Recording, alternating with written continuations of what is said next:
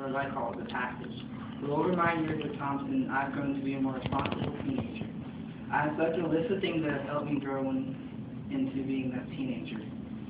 Here at Thompson, I've engaged in various activities such as the ones I'm about to tell you about.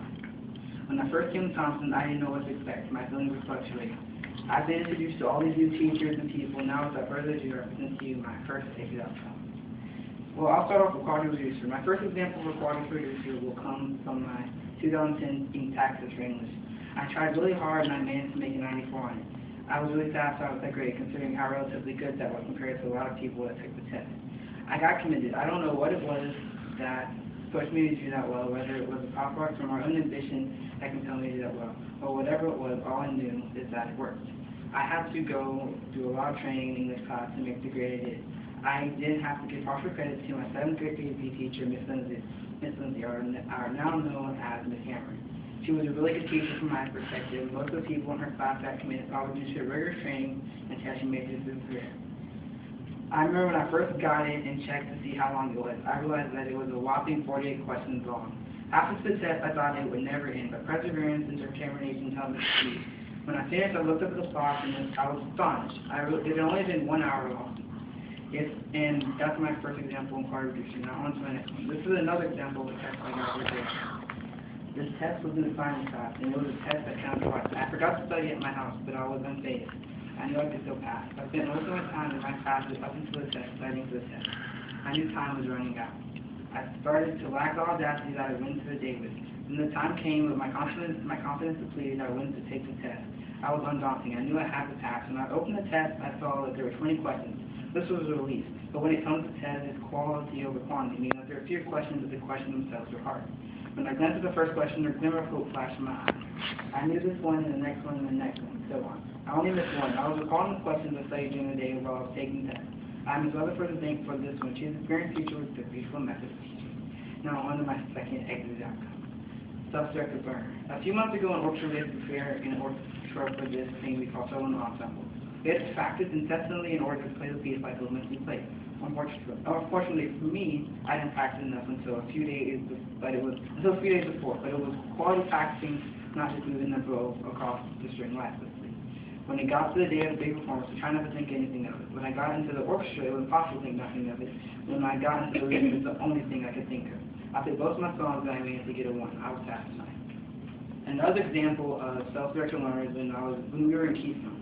So there was this big math test coming up, and everybody was doing it. But I knew better. Recently, I wasn't doing that great on my math test. So this was my time for redemption. It was somewhat difficult to study with all the howling runs through the hallways, but I managed, and good thing too, because when I got our test, I looked and saw that I got a good, decent grade. Another my third outcome. A date, effective communicator. A date I was an effective communicator was when I was in social studies. My history teacher, Ms. Richards, told us we had to draw a map of the United States at a period in history. I personally think my map was superb. I worked really hard on it and managed to come out okay, which was good for me because I have no artistic ability. I managed to correctly relay the state of the United States at that time. I consider this being an effective communicator. Another time I was an effective communicator was when I was working on the assignment in Miss Lindsay's class. I worked very hard on it and I used interchangeable words to make it really interesting. I like this assignment because it allows us to make an exciting twist on a very nice story. It let us use our creativity to the maximum. I used this and I received a 100 on the assignment. My fourth exit outcome is society contributor. My first example of society contributor is from orchestra. This has to do with my spring concert. It was nearing the closure of the school year, and it was so everyone was getting really excited about the events coming at the end of the year. One of those events being SeaWorld. A minor event being the spring concert. Everyone was preparing for it, but most people were indulged in excitement about SeaWorld, which made practice very unsteady, which is understandable because who doesn't want to miss a day of school to go to a music park? But practice still managed to do well in the concert. My second example of society contributor is from golf. My dad and I always do golfing. We usually go to the driving range and to practice. We usually go to the driving range to practice because playing the course isn't practicing, it's observing the results of your practice. But anyways, I helped out because whenever we got to the driving range, we were supposed to fill our activities with sand, and some of the people here figured they can't take the time out of their day to do this. Well, my dad and I stayed until closing time, or rather until it got dark, and helped the people there. As a result of this, I call this society contributor. On to my fifth exit outcome, multifaceted thinker. Well, I was a multifaceted thinker when I created a pumpkin man in Mr. Hammer's class. We had to read a book, write a report, and make a pumpkin. 3 grades that could have been done independently, but she managed to do them all in one. That's why it's multifaceted. The book I read was The Lion King. It wasn't a particularly long book, but it was a good one that I could write about. I had my challenges with the project, but in the end I still managed to get a good grade. Another time I was a multifaceted thinker was when Ms. Hoff gave us a Make an Alien project, where we had to color and create our own creature. My alien was especially weird, although I now think about it, everybody was special in its own way, whether the colors or the actual design.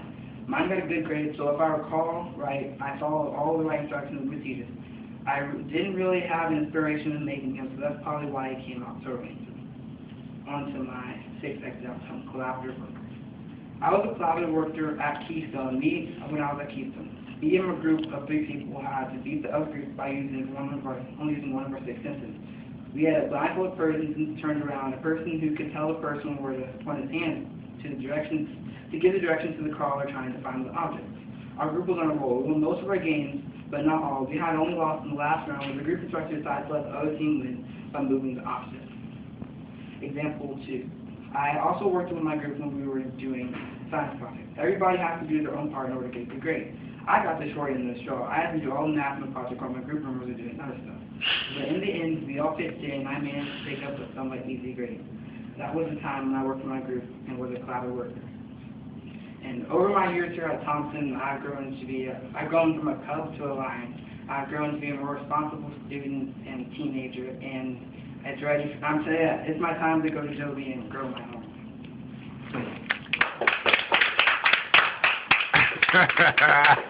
Very good, speed reader.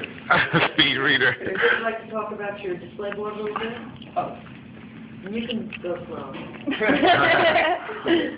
Well, this is the map that I was talking about in history. This is the story that we got to change. This was my science test. This is the tax test. That was my pumpkin man we made in English in this class. That was the alien that Ms. Hoff gave us. That was the project that I did in science where I had to do all the math. That was the Keystone time where I was helping the people in my group. And, we just can't really see it, but this was my solo in orchestra. And this was another time at Keystone whenever the math test. This was the time before the math test, but I didn't have a picture of the entire time, so I choose that. And this was a song from our spring concert. And this is my house book. Good job, Evan. Nice work. You all want to take any pictures or anything of it? Okay. Yeah, we did. Go ahead.